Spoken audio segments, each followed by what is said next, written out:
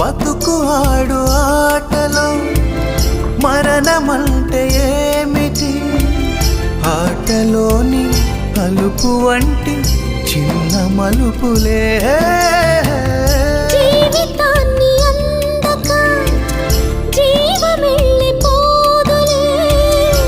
ఆరిపోని అణిగిపోని చిరంజీవిలే, తల నిండుగా శీసులే, ఇక నిండునా ఆశలే, యముని పాశమే బిగుసుకున్నను. మరణమన్నది మరల జననమే. నిండు నూరేళ్ల సావాసం స్వర్గమయ్యింది వనవాసం.